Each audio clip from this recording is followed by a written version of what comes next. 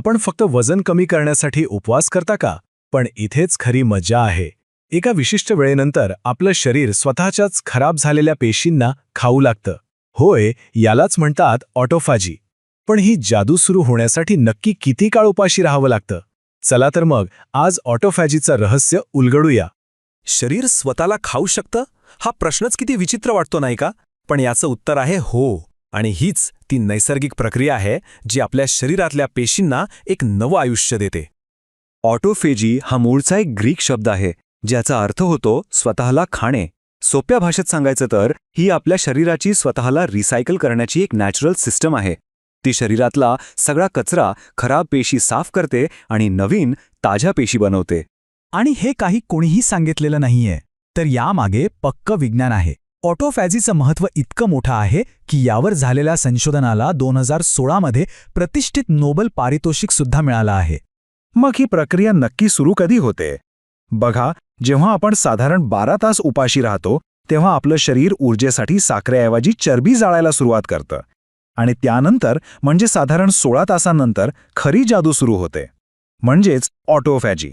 इथेच आपलं शरीर स्वतःला रिसेट करायला लागतं. आणि ऑटोफेजीचे फायदे? अहो, ते तर जबरदस्त आहेत.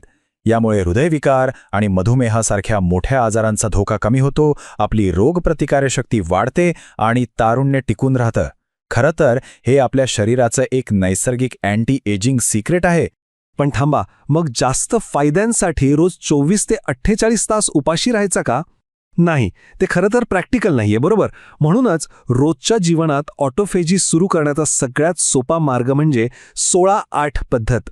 हा एक अतिशय व्यावहारिक उपाय आहे. ही पद्धत खूप सोपी आहे. दिवसातले कोणतेही सलग 8 तास जेवणासाठी निवडा आणि उरलेले 16 तास उपवास करा. समजा रात्री 8 वाजता जेवलात तर दुसऱ्या दिवशी दुपारी 12 वाजेपर्यंत काहीही खायचं नाही. तुमची 16 तासांची वेळ पूर्ण होईल आणि ऑटोफॅजी आपोआप सुरू होईल. पण फक्त उपवास करून भागेल का? नाही. ऑटोफॅजीची ही प्रक्रिया आणखी प्रभावी करण्यासाठी काही सोपे मार्ग आहेत. चला ते पाहूया.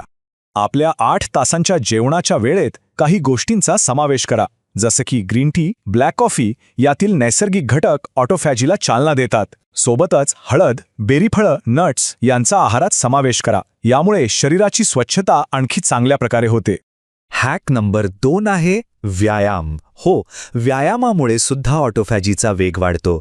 विशेषतः हाय इंटेन्सिटी इंटरव्हल ट्रेनिंग म्हणजे HIIT सारखे व्यायाम स्नायूंमध्ये ऑटोफॅजी वेगाने सुरू करतात. आणि हो, 2 सर्वात महत्त्वाच्या गोष्टी: पुरेशी झोप आणि भरपूर पाणी. शरीरातील कचरा बाहेर टाकण्यासाठी आणि पेशींच्या दुरुस्तीसाठी 7 ते 9 तासांची शांत झोप आणि दिवसभर पुरेसं पाणी पिणं अत्यंत आवश्यक आहे. पण थांबा, एक अतिशय महत्त्वाची सूचना. हा कोणताही बदल करण्याआधी काही गोष्टी लक्षात ठेवणं खूप गरजेचं आहे. एक गोष्ट लक्षात ठेवा, उपवास प्रत्येकासाठी नाही. जर तुम्ही गर्भवती असाल, इन्सुलिन घेत असाल किंवा तुम्हाला रक्तातील साखरेचा त्रास असेल तर कोणताही मोठा बदल करण्यापूर्वी तुमच्या डॉक्टरांचा सल्ला नक्की घ्या. तर लक्षात ठेवा, ऑटोफॅजी म्हणजे शरीराचं स्वतःला तरुण, निरोगी आणि आजारांपासून दूर ठेवण्याचं एक नॅचरल सिक्रेट. स्वतःला खाणं ही काही विनाशकारी गोष्ट नाही, तर ती एक नवनिर्माण करणारी शक्ती आहे. जरा विचार करा, जर आपण दररोज आपल्या शरीराच्या या रिसेट बटनला दाबण्याची सवय लावली तर आपलं आयुष्य किती निरोगी आणि ऊर्जावान होऊ शकतं. उद्यापासूनच 14 तासांच्या उपवासाची सवय लावून बघा.